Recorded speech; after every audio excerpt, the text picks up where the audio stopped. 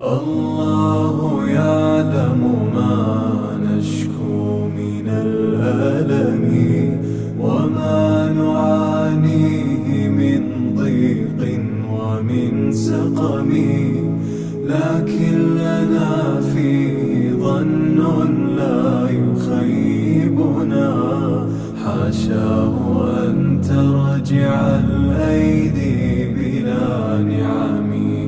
كم جاد من فضله قبل السؤال، وكم أعطى وأغنى بمحض الجود والكرم.